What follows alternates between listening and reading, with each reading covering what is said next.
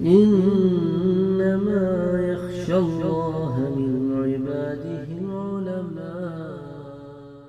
حضرت عمر بن الخطاب رضی اللہ تعالی عنہ سے روایت ہے کہ رسول اکرم صلی اللہ علیہ وآلہ وسلم نے ارشاد فرمایا کہ تم میں سے جو بھی کوئی مسلمان وضو کرے اور اچھی طرح پانی پہنچائے اور پھر وضو کے بعد یوں کہے کہ اشہد ان لا الہ الا اللہ وحدہ لا شریک لہ واشہد ان محمدا عبدہ ورسولہ، تو اس کے لیے جنت کے 8 دروازے کھول دیے جائیں گے کہ جس سے چاہے داخل ہو جائے۔ اس حدیث کو امام مسلم نے روایت کیا ہے۔ اس حدیث سے ہمیں معلوم ہوتا ہے کہ جنت کے 8 دروازے ہیں۔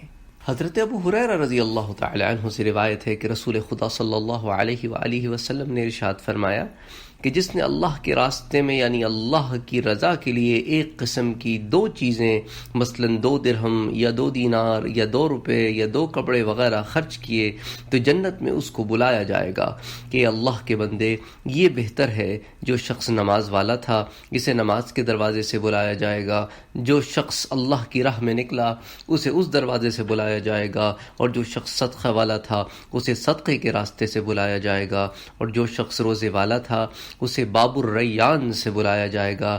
تو یہ سن کر حضرت ابو بکر صدیق رضی اللہ تعالی عنہ نے عرض کیا کہ یا رسول اللہ فداک ابی و امی، آپ پر میرے ماں باپ قربان ہوں، سب دروازوں سے کسی کو پکارا جائے اس کی ضرورت تو ہے، لیکن مقصد جنت میں داخل ہونا ہے، چاہے کسی بھی دروازے سے داخل ہوا جائے۔ لیکن کیا کوئی شخص ایسا بھی ہوگا جسے یہ شرف دیا جائے، یہ تکریم دی جائے کہ اس کو سارے دروازے بلائیں اور اس کی مرضی ہو جس دروازے سے چاہے داخل ہو جائے؟ تو حضور نے فرمایا کہ ہاں ایسے بھی لوگ ہوں گے، اور میں امید کرتا ہوں کہ تم انہی میں سے ہوگے۔ سبحان اللہ سبحان اللہ سبحان اللہ۔ اس حدیث کو امام ترمذی نے ترمذی شریف میں روایت کیا ہے۔ اچھا، جس طرح یہاں پہ چند دروازوں کا ذکر کیا گیا ہے، صاحب فتح الباری لکھتے ہیں کہ اس حدیث سے 4 دروازوں کا علم ہوا۔ ایک تو نماز کا دروازہ، ایک صدقے کا دروازہ، اور ایک روزے دار کے لیے باب الریان کا دروازہ۔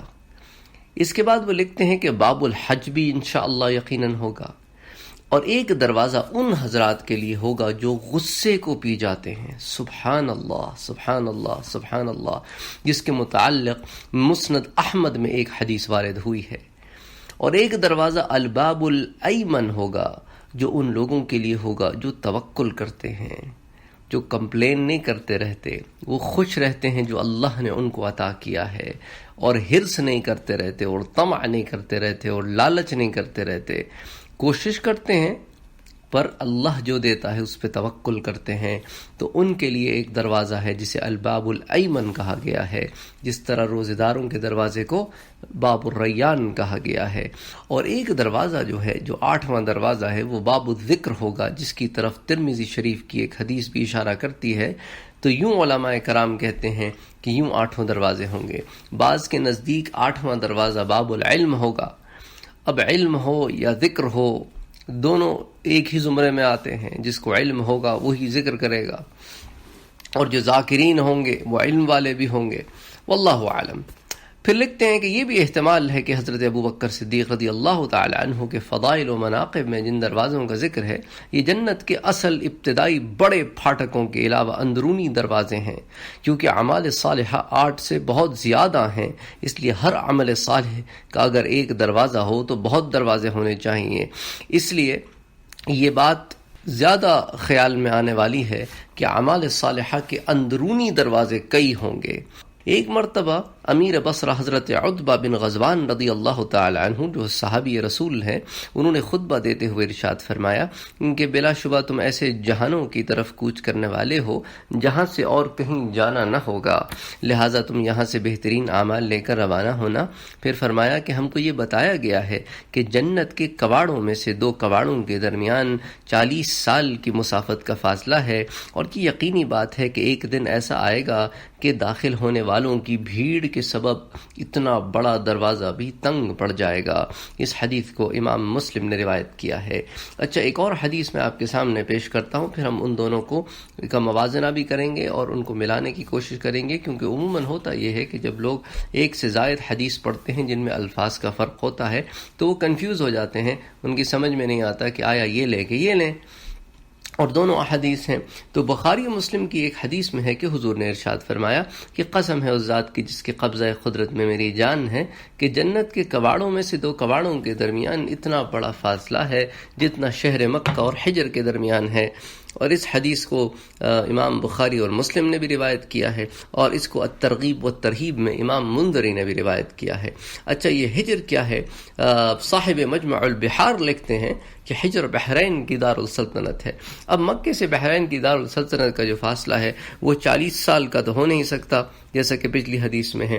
تو اب دونوں حدیثوں کو اب سامنے رکھ کر علماء نے اس بات کا فیصلہ یوں کیا ہے کہ اب عموماً حاضرین جو لوگ حدیث سن رہے ہوتے ہیں اس میں مختلف عقل کے لوگ ہوتے ہیں۔ اب کسی کے لیے 40 سال کی مسافت کمپریہینڈ کرنا اور مینٹلی پروسیس کرنا پاسبل نہیں ہوتا، تو ان کو ایگزامپل دے کے سمجھایا جاتا ہے کہ یہاں سے لے کے وہاں تک، تو کہتے او یہ تو بہت بڑا ہے، تو اس طرح آپ بیان کرتے ہیں۔ اب کوئی آپ دیہاتوں میں چلے جائیں، وہاں پر آپ کہیں کہ بھئی یہ جو ہے وہ اتنے ایکڑ ہے، وہ اس کو ایکڑ نہیں معلوم، وہ تو ایکڑ نہیں جانتا، لیکن اگر آپ اس کو کوئی ایسی چیز سے تشبیہ دیں جس کو وہ جانتا ہے تو کہتا او اچھا اتنا بڑا ہوتا ہے ایکڑ۔ تو یہی بات ہے کہ اس کو اللہ کے رسول صلی اللہ علیہ وآلہ وسلم نے اس طرح یوں دو طریقوں سے بیان کیا کہ تاکہ ہر سمجھنے والا اس بات کو سمجھ جائے۔ اس کے اندر معاذ اللہ کوئی اس طرح تو نہیں ہے کہ دونوں الگ الگ باتیں ہوں، بلکہ یہ ایک ہی بات ہے جس کو مختلف انداز سے بیان کیا گیا ہے۔ حضرت سہل بن سعد رضی اللہ تعالیٰ عنہ کا بیان ہے کہ رسول اللہ نے فرمایا کہ ضرور ایسا ہوگا کہ میری امت کے 70,000 یا ایک حدیث کے مطابق 7 لاکھ افراد آپس میں ایک دوسرے کو پکڑتے ہوئے داخل ہوں گے، اور جنت کے دروازے سے جب یہ داخل ہوں گے تو عالم یہ ہوگا کہ ان کی صف کا پہلا شخص داخل نہ ہوگا یہاں تک کہ آخری شخص داخل نہ ہو جائے۔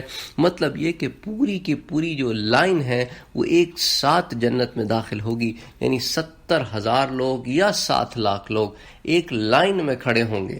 یہ لائن جو ہے وہ پوری کی پوری ہاریزونٹل لائن پوری کی پوری ایک ساتھ جنت میں داخل ہوگی۔ سبحان اللہ۔